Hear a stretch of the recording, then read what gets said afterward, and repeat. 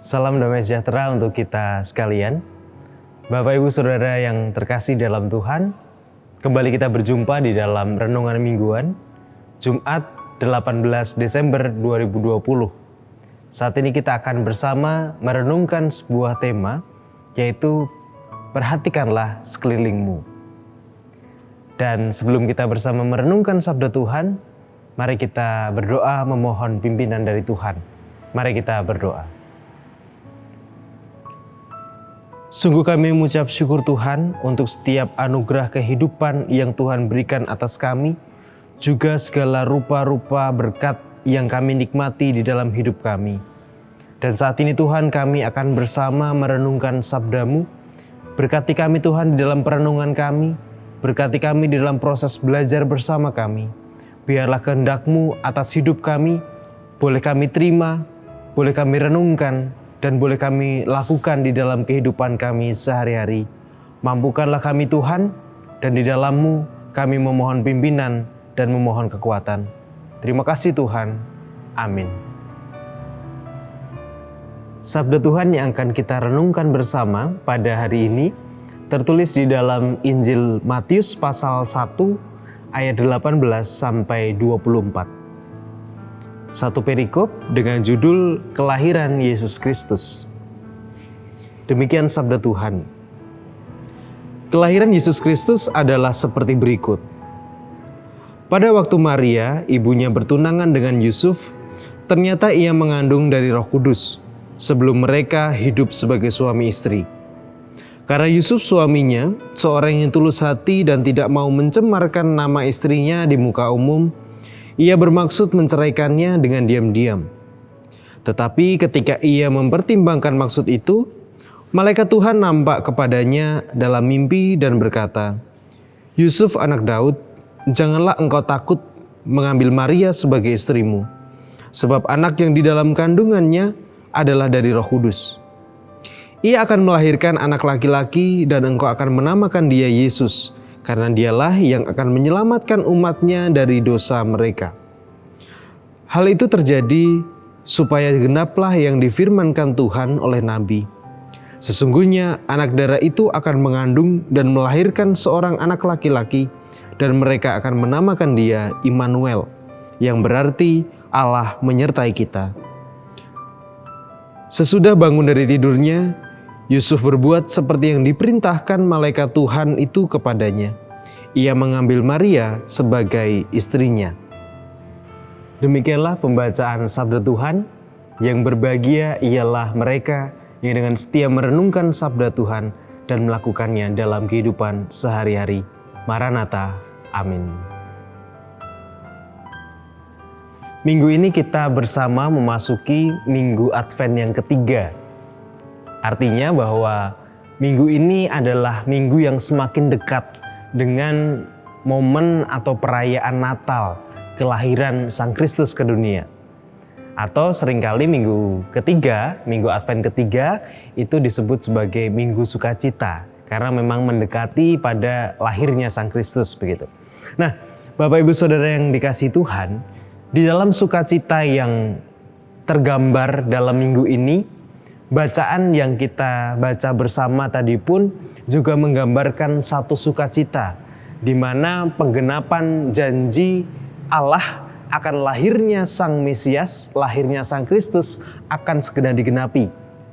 Dan di dalam kisah tadi, di dalam kisah sukacita yang kita terima bersama tadi, ada satu bagian yang menarik untuk kita perhatikan, yaitu terutama di ayat yang ke-19. Kira-kira begini sabda Tuhan di ayat yang ke-19. Karena Yusuf suaminya, seorang yang tulus hati dan tidak mau mencemarkan nama istrinya di muka umum, ia bermaksud menceraikannya dengan diam-diam. Nah, ternyata di dalam berita sukacita yang kita dengar, di dalam momen sukacita yang kita tunggu-tunggu tentang kelahiran Kristus, ternyata juga menyelipkan satu bagian peristiwa yang mungkin bagi Yusuf dan Maria itu tidak menyenangkan. Karena terkait dengan konstruksi sosial, terkait dengan konsekuensi sosial, di mana Maria ini hamil di luar perkawinan atau di luar ikatan perkawinan atau pernikahan begitu. Nah, kemudian menanggapi hal itu, Yusuf berkeinginan untuk menceraikannya. Nah, tetapi yang menarik adalah kenapa alasan mengapa Yusuf ingin menceraikan Maria. Di situ dikatakan bahwa Yusuf ingin menceraikan Maria secara diam-diam karena tidak ingin Maria itu malu, dipermalukan di depan umum. Nah, ini menjadi satu alasan yang menarik untuk kita refleksikan bersama. Apa itu refleksinya? Nah, di dalam kehidupan kita sehari-hari, di dalam kita mengambil sebuah keputusan, karena kan di dalam hidup ini kita pasti akan terus bergumul dengan yang namanya keputusan dan tindakan. Dalam momen ini saya harus mengambil keputusan apa, dalam momen ini saya harus mengambil keputusan apa, dan saya harus bertindak apa begitu. Nah, di dalam pengambilan keputusan dan di dalam pengambilan tindakan yang kita lakukan, seringkali yang terjadi di dalam hidup kita atau yang kita lakukan adalah kita mengambil keputusan, kita bertindak sesuatu atas dasar merasa bebas memilih. Merasa bahwa saya punya kebebasan, saya berhak memilih apapun, saya berhak melakukan A, B, C, D, dan seterusnya. Itu bebas, itu kebebasan saya dan itu hak saya. Tetapi kita lupa bahwa setiap tindakan kita, setiap keputusan kita itu juga berpengaruh dengan orang-orang di sekitar kita. Keputusan yang kita ambil, tindakan yang kita ambil akan berdampak bagi orang-orang di sekitar kita. Nah, Bapak Ibu Saudara yang dikasihi Tuhan, Yusuf memperlihatkan satu pengambilan keputusan di mana ketika ia ingin mengambil keputusan, orang lain menjadi bahan pertimbangan, yaitu Maria.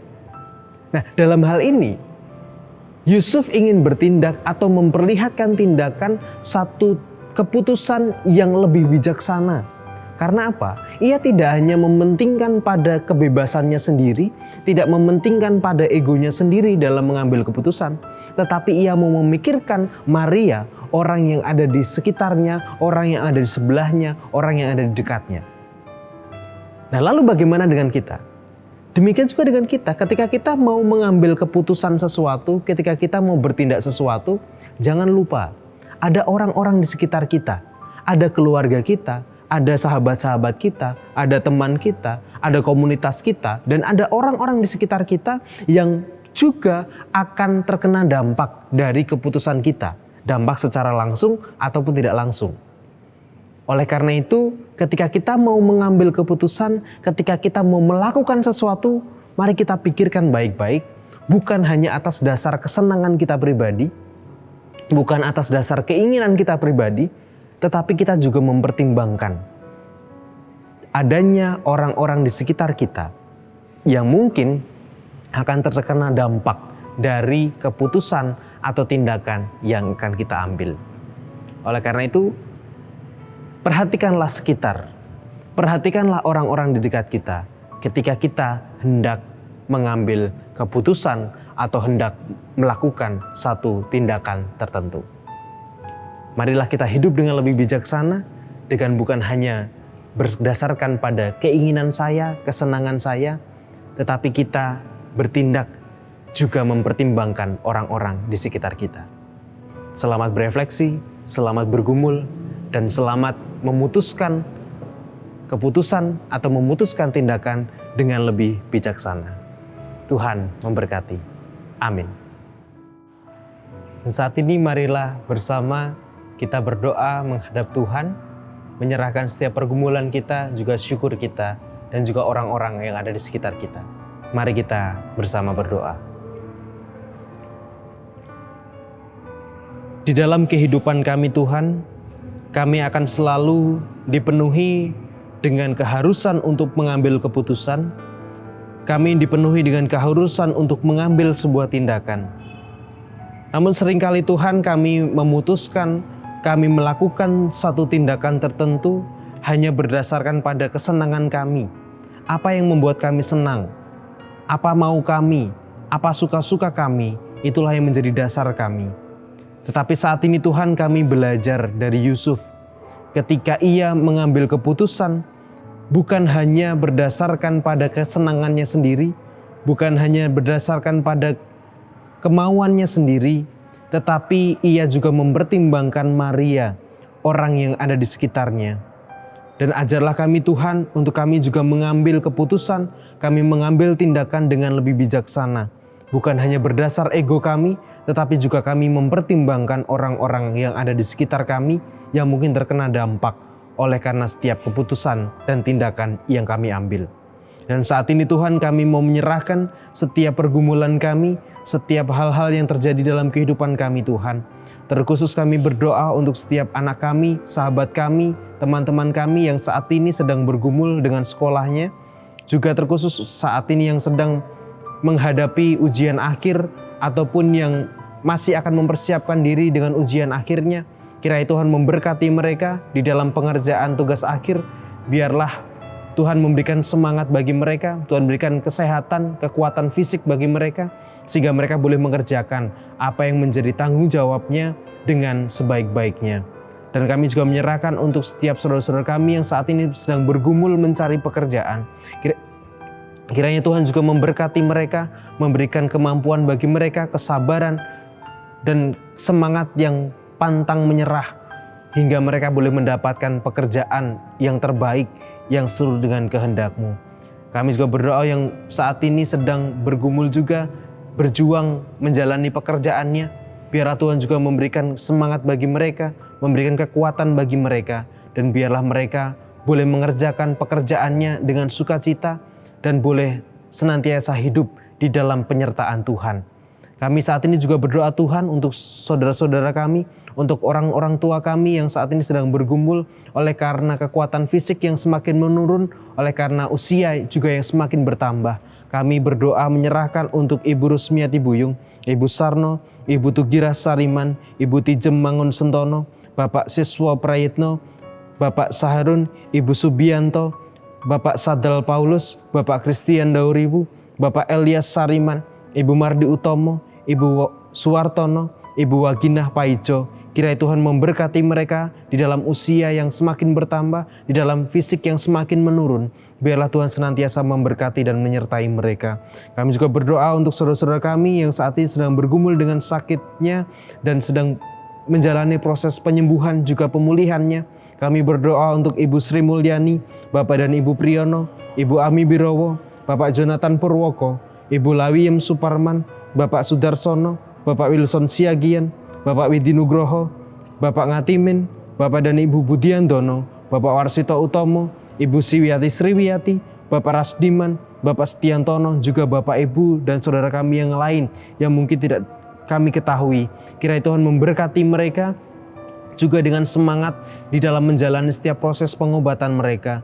Meskipun Tuhan mungkin terasa melelahkan karena terlalu panjang pengobatan yang mereka jalani, tetapi kami percaya Tuhan akan menolong mereka, memberikan semangat bagi mereka di dalam mereka bergumul dengan pengobatan dan pemulihannya. Kami menyerahkan Tuhan, saudara-saudara kami ini ke dalam tangan pengasihan Tuhan. Dan kami juga berdoa untuk saudara-saudara kami dimanapun mereka berada, yang saat ini juga sedang mungkin bergumul dengan situasi pandemi COVID-19 ini Tuhan. Kiranya Tuhan memberkati juga mereka, saudara-saudara kami dimanapun mereka berada. Biarlah kehidupan mereka boleh Tuhan yang jagai, dan biarlah kasih Tuhan boleh menyertai mereka. Kami serahkan Tuhan kehidupan kami serahkan orang-orang yang ada di sekitar kami. Biarlah Tuhan yang menyertai dan menolong mereka. Dan ajarlah kami juga untuk memperhatikan mereka dan peduli terhadap mereka. Kami serahkan kehidupan kami saat ini Tuhan sampai selama-lamanya hanya ke dalam tangan pengasihan-Mu. Di dalam nama Kristus Yesus kami berdoa dan bersyukur. Haleluya. Amin.